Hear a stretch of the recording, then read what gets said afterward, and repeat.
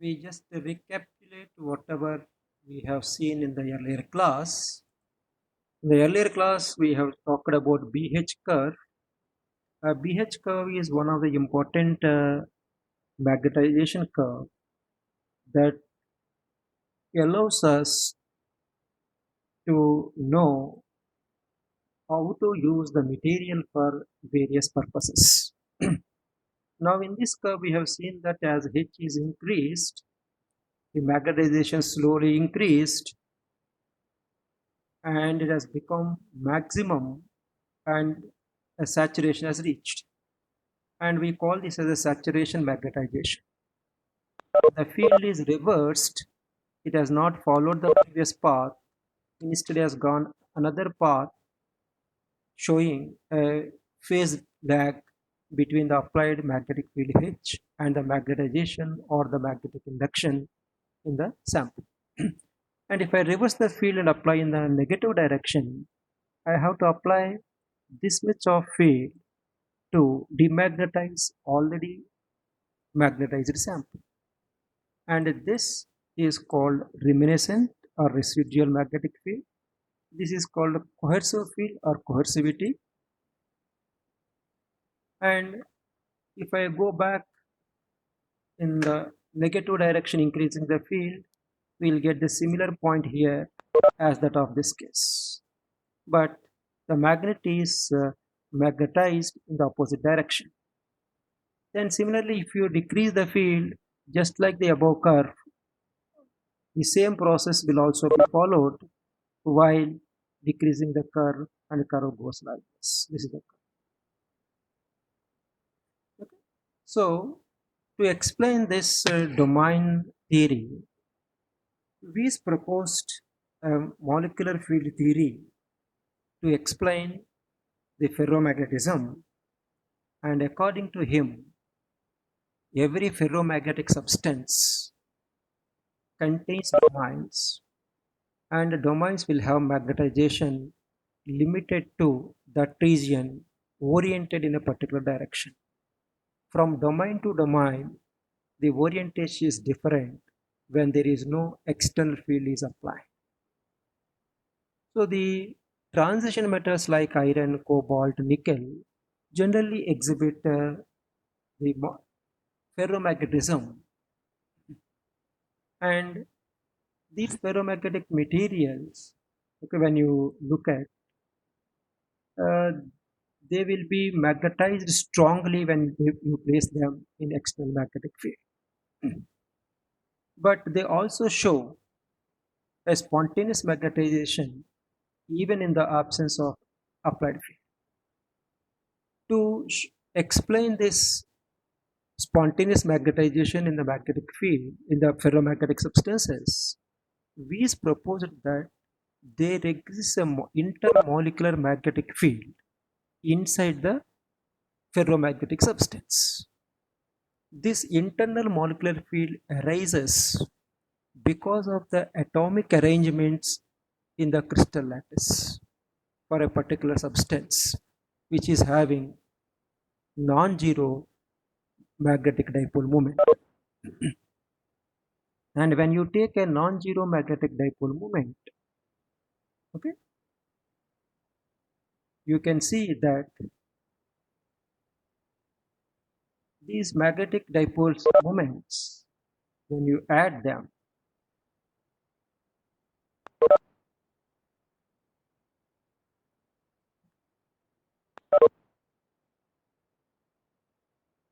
so before going to the next, I will look at this one. There is an internal molecular field, and that internal molecular field in ferromagnetic arises because of the dipole magnetic dipoles present in the magnetic sample. And Weiss called that field as internal molecular field, and it was represented by HI. HI is the internal field that was created within the substance by the atomic molecules or atomic or molecular magnetic dipoles. Therefore, if you apply some magnetic field externally H. This field will be acting in the ferromagnetic substance. In addition to that, the internal field will be there, and that internal field will create some magnetization in the sample. So therefore, net field that is acting in the ferromagnetic substance when an external field H is applied, it is the sum, the effective field is the sum of the applied field plus sum of the internal field. According to Weiss, he found that the internal field H is responsible for giving the magnetization or spontaneous magnetization, and this is proportional to the magnetization of domains. Therefore, he has written that Hi, the magnetic field, is equal to some constant lambda into magnetization M. This lambda is called Weiss constant or molecular field coefficient, and this is responsible for giving internal magnetic field. Therefore, the total effective magnetic field that is acting on the ferromagnetic substance when placed in external magnetic field is sum of the external field H plus internal magnetization Hi, which is called internal molecular magnetic field.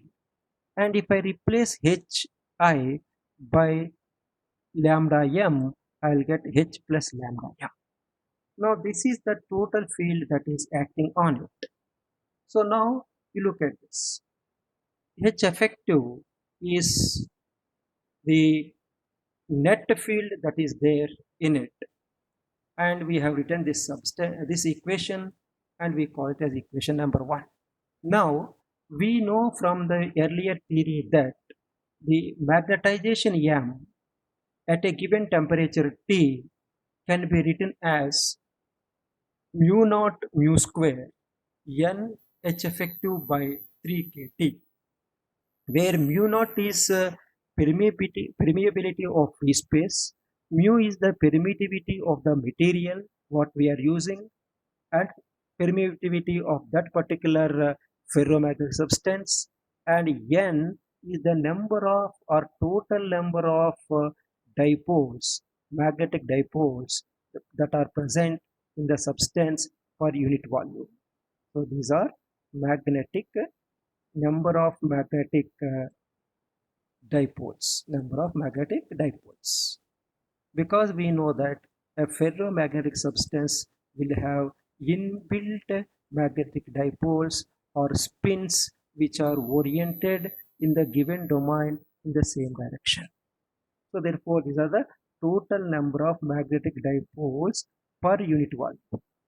Unit volume. I take it as unit volume. That is N. H is the effective field that we have here. H effective. And K is the Boltzmann constant. So therefore, this M value I substitute here. Thereby, H effective will become, H effective is equal to now, if I just substitute those values, M value is this. So therefore, I'll get H effective value. This H effective I'm substituting as H plus lambda, H plus lambda. That means this is replaced by this. Now I am taking this value of N effective the other side. So M is equal to this plus this. So I'll take this M the other side. If I take the other side, I'll get M into 1 minus the whole term will be there as it is, and lambda will be lambda, and equal to, if I write it as simply, okay, mu naught mu square N by 3 kT into H. Whatever the left out term on this side is this. This is the left out term. So this left out term will be here, and I'm taking this the other side, and by taking this to other side, I'll get this expression. But in this expression, if you see it, mu naught permeability of free space, and mu permittivity to the given substance is constant. And also you can write that free is a constant, K is a Boltzmann constant, and therefore the number of dipole moments that are present per unit volume for a given sample is also constant. Therefore, I am taking this as a constant and I call this as a C, where C is called Curie constant. So H we are changing applied field, and temperature also changes because where you are doing or performing the experiment, that is the temperature. Or by varying temperature keeping H you can do the experiment, or keeping the temperature constant H is varying also you can do it. But here in the derivation, okay, so at what temperature you are going to calculate the existence of ferromagnetism, that what we call it as Curie temperature. So I should know what is the Curie temperature. To know that Curie temperature, I just substituted here in the above expression the value of C, and C is this, and C is this. Therefore, I'll get m into 1 minus C lambda by T, okay, 1 minus, this is C lambda, T as well it is there, so I'll get C lambda by T. This is lambda by T, the whole is C, is equal to HC, this is H, and this entire one is excluding this T, this is C, therefore C I am writing T as it is. Now, if you see this equation should be dimensionally correct only when the constant C into lambda product must be equal to some temperature term, and therefore I am writing by dimensionality C lambda should be equal to Tc, because you have already learned the dimension or units. Therefore, by dimensionality, I am writing C lambda is equal to Tc, where Tc is called Curie temperature or a critical temperature. So if you go for critical temperature, I will now see that okay, Tc by Tc is equal to Hc by T.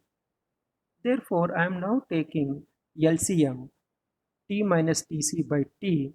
So this T and this T after taking LCM cancels, and I'll get M equal to T minus Tc is equal to Hc. But we know that M by H is nothing but susceptibility. Therefore, M by H I am taking ratio. It will be, this term will go to other side.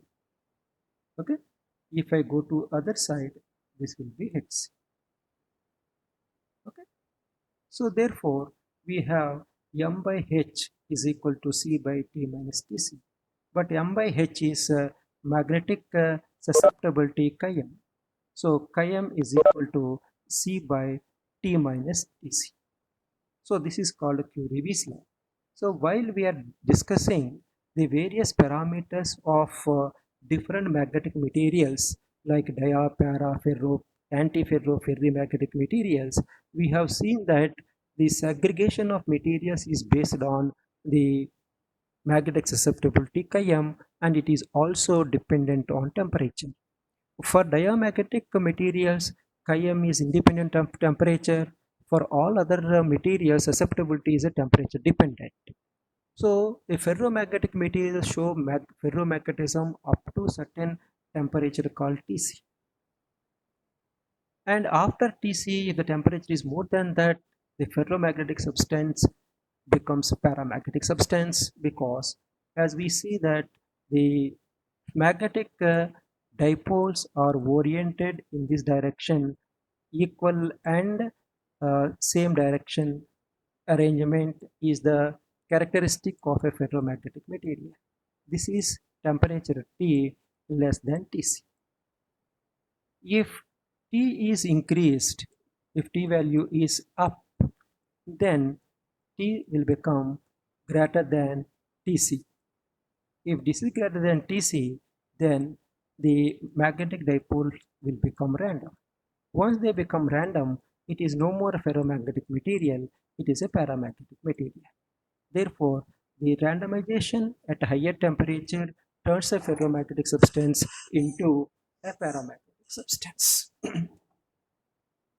And also, you can see that uh, you have derived a Curie-Weiss law from the molecular field theory of Weiss. And this is one of the important questions for your examination, and also one of the important concept to understand to explain ferromagnetism.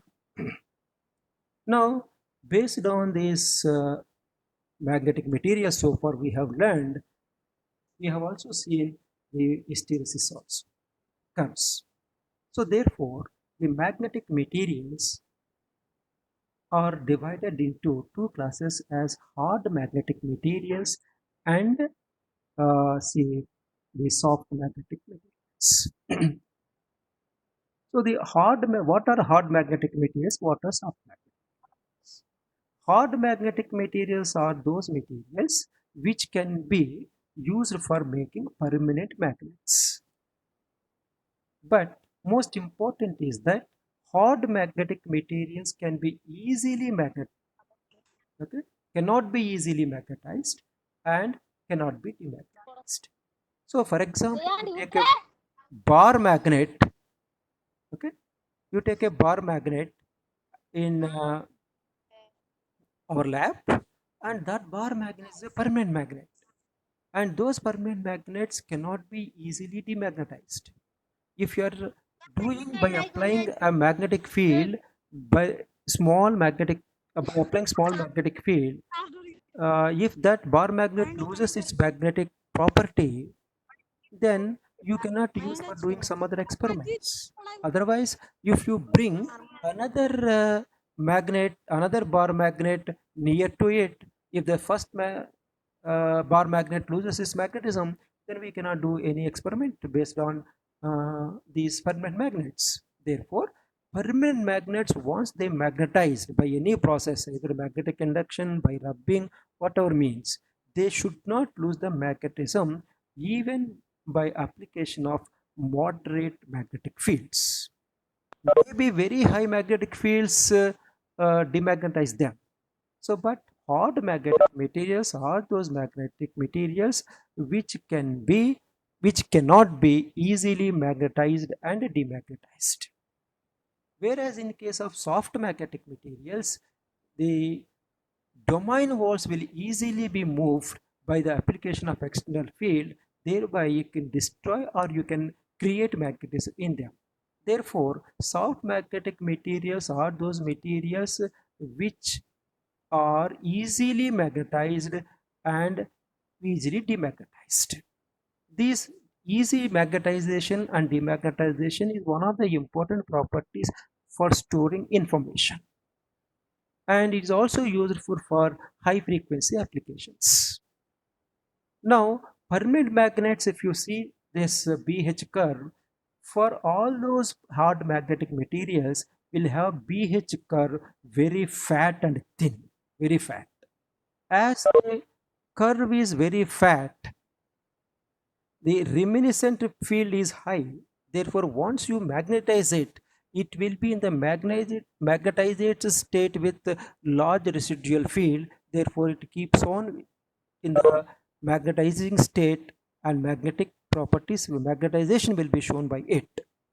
And also, if you see that the coercivity is also large, that means you have to apply a external electric field in the opposite direction and large amount. So high amount of negative field is required to magnetize them. Therefore, the BH curve helps us to decide whether that material can be used to make hard magnetic material or a soft magnetic material. If it is a hard magnetic material, then its BH curve is very thin and fat, very thin and fat. Therefore, the required amount of magnetic field to demagnetize is very large. Similarly, the required field to magnetize is also large. This is also large. Okay. Hence, a hard magnetic material is one which cannot be easily magnetized or demagnetized, and it shows a big, large, fat BH curve. That is the use of BH curve actually. And this will have higher HCs, this large HC, and we have large BR residual fields. This is the curve for hard magnetic materials. When you go for soft magnetic materials will have very thin and smart BH curve. See, the field that is required to demagnetize is very small. Therefore, small enough applied magnetic fields can destroy the magnetism. This is also not very high, and thereby a soft magnetic material shows a thin BH curve or a smart and a narrow BH curve having low values of coercivity and low values of residual magnetism. Thereby, they can be easily magnetized and demagnetized.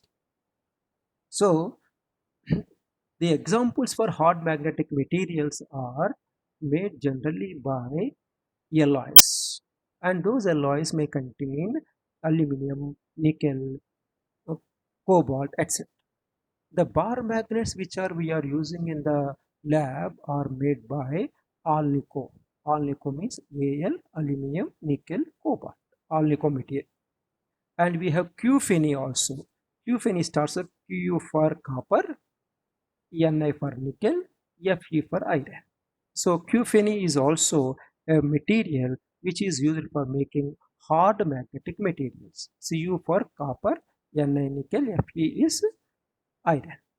And Qnico, copper, nickel, cobalt. These alloys are the best material to make hard magnetic materials because they show large pH curve, and hence the uh, amount of external field to destroy is very large. And coming to the soft magnetic materials, most of the ferrimagnetic materials, which we are going to discuss them after this slide, ferrimagnetic materials are called ferrites. And these ferrites are generally soft magnetic materials. And these are nickel zinc ferrite, magnesium manganese ferrite. They show the low hysteresis, and therefore they are used for various electrical applications, and they are used for high frequency reversal applications. And soft magnetic materials are used in transformers because as their BH curve is less and small, the energy wastage is small. Actually, what happens is that if you calculate the area under the curve, this is the area under the BH curve. After performing an experiment, you can draw this curve in our lab, and this gives you area under the curve. And this area under curve is called BH product. If BH product is large, that means the work done to magnetize or demagnetize is large. Therefore, the area under BH curve, whatever you are writing BH curve, gives the energy required to magnetize or demagnetize a given sample. So, the area under a BH curve will tell you that, okay, the area under the BH curve will tell you that it gives the work done in magnetizing and demagnetizing the sample. But if you take this soft magnetic material, area is very small, work done is small. Therefore, you can easily magnetize and demagnetize them. Therefore, the reversal is very easy. You can take from this state to this state by applying a small field. This state, I say magnetized state, I call it as 1. This state I say demagnetized state, and I call this as a 0 state, or reverse one I'll call 0. Therefore, those materials which are showing a small, thin, narrow BH curve will be in only two states, either fully magnetized or maybe demagnetized state. Therefore, they can be used for memory applications to store 1 or 0. If it is magnetized state, 1 is stored. If it is demagnetized state, 0 is stored. Therefore, the ferromagnetic materials like iron, if you take them in a fine powder form, and those fine powder form materials, okay, if I take them, if I keep all those materials very small powder and spread like this in a, not just like in a random way, in a order way, then you can magnetize this in upward, and this is also higher, and this may be down. Therefore 110 is stored.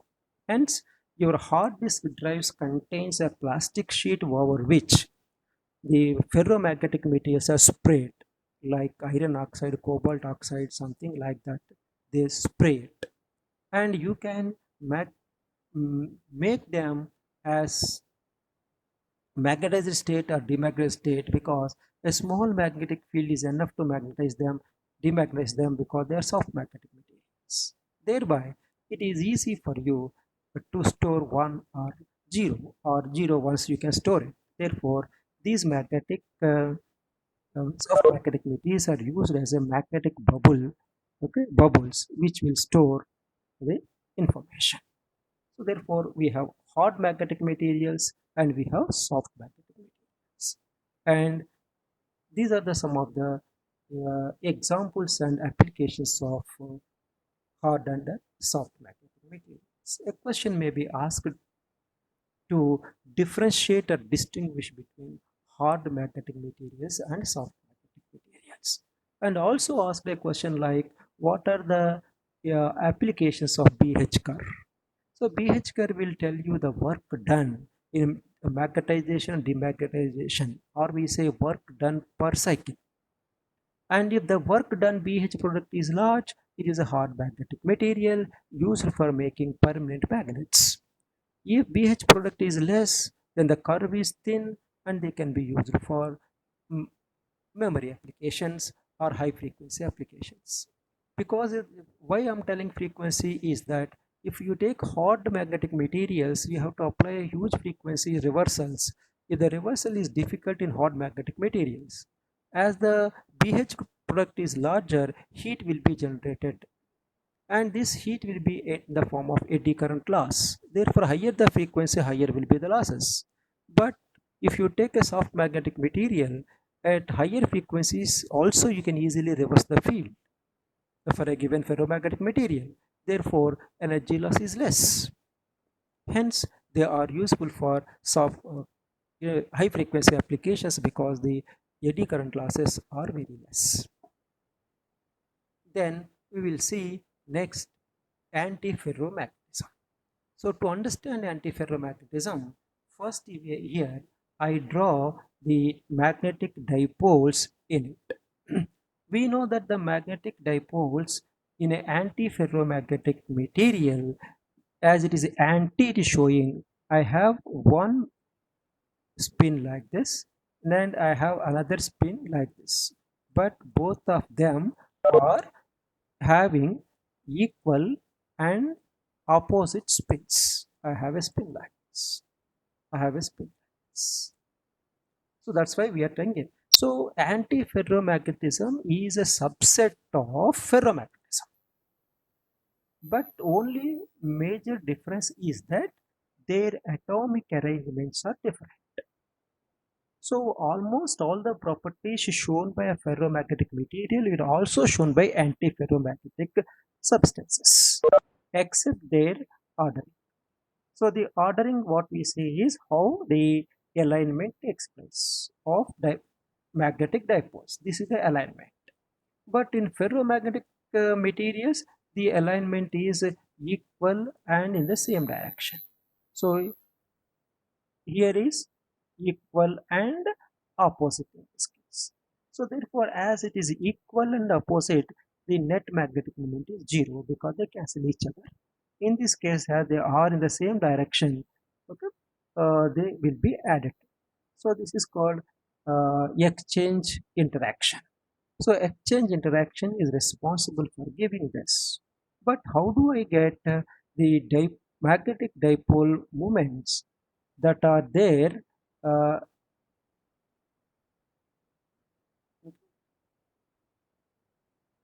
in opposite directions? So the magnetic materials that are having either parallel or anti-parallel magnetic spins or magnetic dipoles is because of atomic arrangements in a atom or in a unit cell.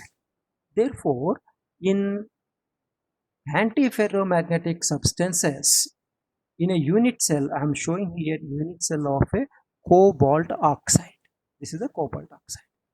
And you see the atoms which are there at the corners of a unit cell, they will have the magnetic moments in the direction of upward. And the next atom which I select between the two will have the magnetic moment down. So this is up, okay, this is down. Therefore, the arrangement of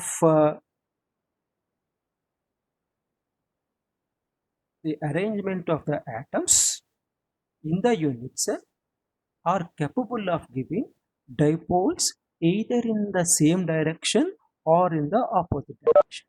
So therefore, an antiferromagnetic substance will have two unit cells which are interlinked, so that one will give you upward moment, the next will give you downward moment.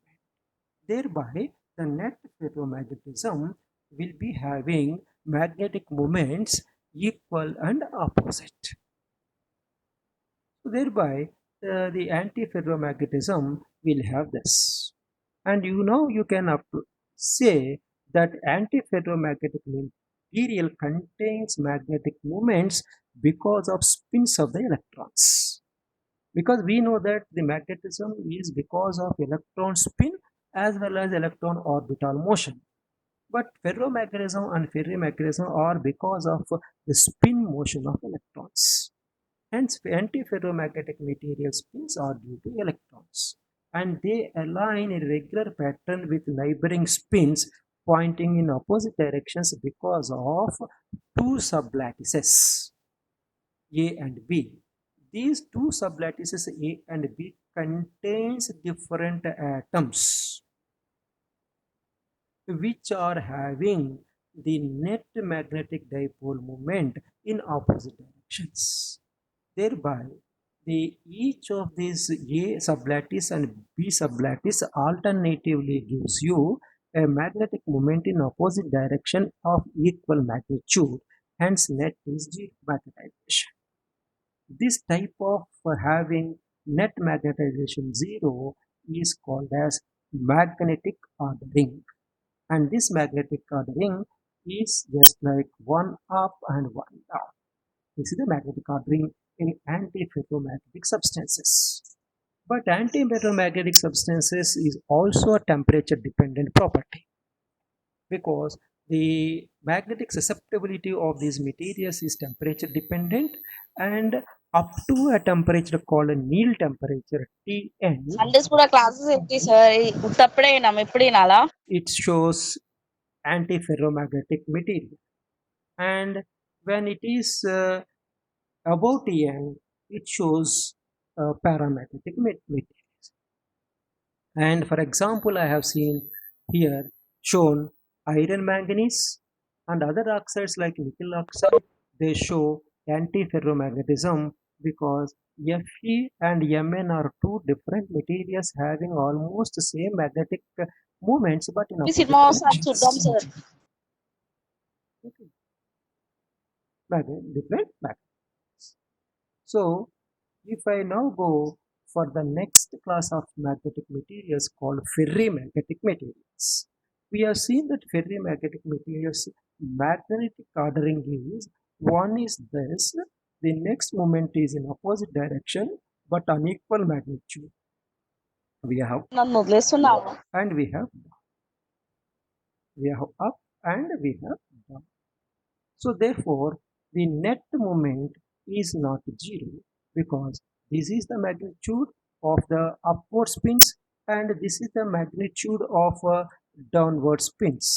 So the difference is not zero. This is the so as the difference is not zero, there will be net magnetism, పిలిచినట్టు and sitting that వేద్దామా we call it as ferromagnetic materials. So these ferromagnetic materials will have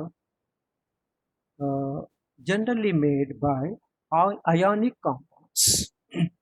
So these ionic compounds, which we'll just see, are having the sublattices again A and B, and these sublattices will be in such a way that their spins are equal మరి in opposite direction. So as their spins are equal in opposite direction, this is because of exchange interactions. And these exchange interactions between the sublattice A and sublattice B is initiated by oxygen atoms or oxygen anions. Therefore, instead A and B directly. So bore కొడుతుంది class ఆపేయండి Sunday పూట ఈ disturbance ఏంటి పొద్దుగానే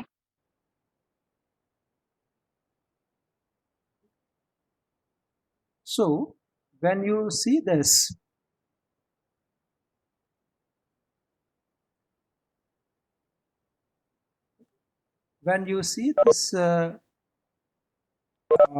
and ferrimagnetic materials, the sublattice A and sublattice B atoms are interaction because or via oxygen atoms.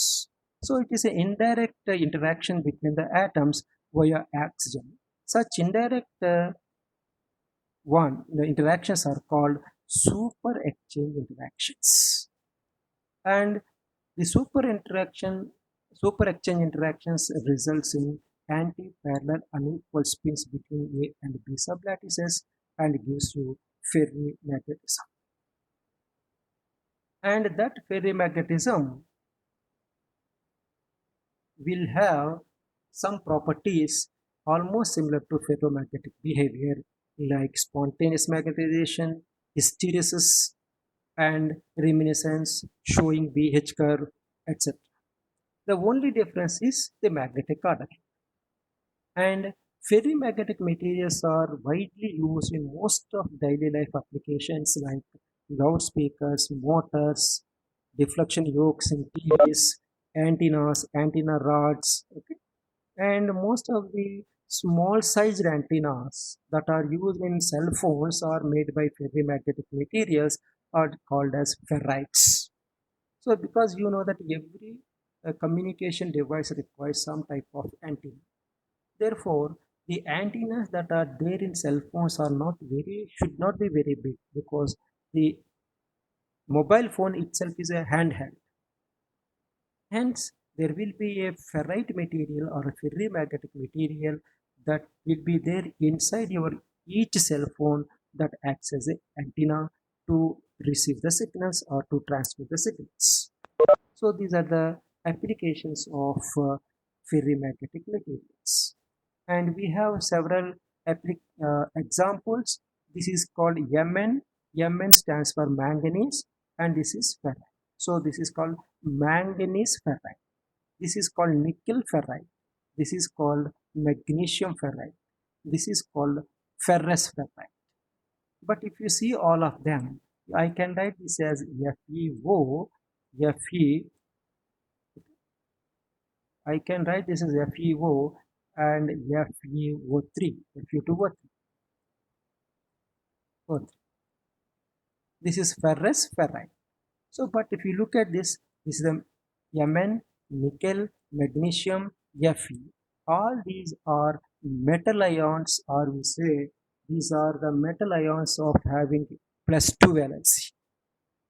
Therefore, it is Mn +2, nickel, and magnesium +2. Hence, a ferrimagnetic material which is called as a ferrite will have some important applications that before going to that, I will tell you the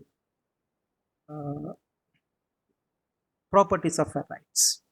Ferrites are dielectric materials, means that they are magnetic materials, but they are not conductors. Therefore, they show very high electrical resistance. Therefore, ferrites are dielectric materials. And some ferrites are soft magnetic materials. However, there are some other ferrites made by samarium. They are hard magnetic materials. And all these materials will show high permeabilities, maybe in thousands. And you know already that they have spins in opposite direction with unequal magnitude. And now you see the general formula of a ferrite. We write MnFe2, or we write this as like this. That is MoFe2O3. So when I write like this, MFE2O4 or MoFe2O3, here M is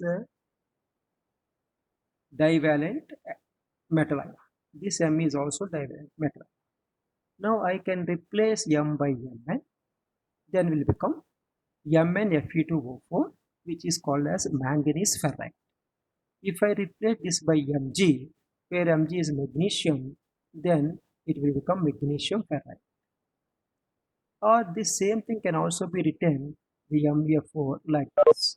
I am taking one O from this and adding this O here, I'll get MO, which is called metal oxide. This is metal oxide. And iron is carbon.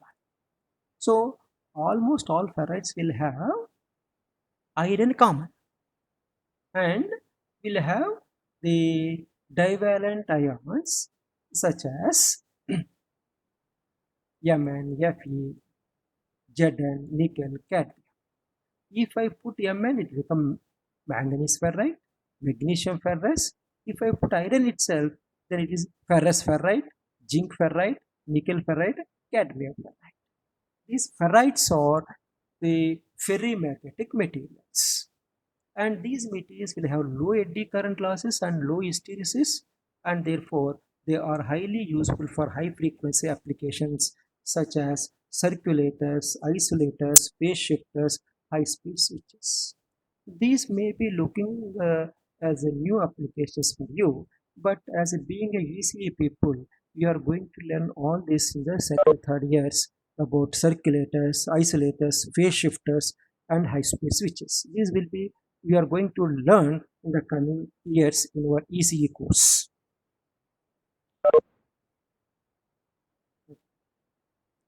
So this is the example. But these again ferrites are having special crystal structure, and they show either spinel crystal structure or inverse spinel crystal structure. That means the atoms may be going to occupy octahedral sites or tetragonal sites. Depending on that sites of occupation of atoms, we have spinel structure or inverse spinel structure.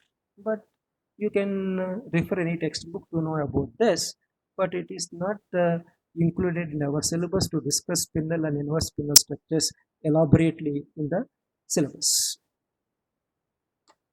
And some applications of magnetic materials are these some applications you can also find from the website given below. One is soft magnetic materials are used for high frequency applications, uh, and hard magnetic materials are for making permanent magnets. Ferrites are used for, as I told you, circulators, etc. And superconducting materials we have already seen. They are diamagnetic materials. They are used in MRI scan, magnetic shielding, and high-speed trains called maglevs. And I stop here. And this is the end of this chapter, magnetic materials. Those who have any doubts can raise their hands and uh,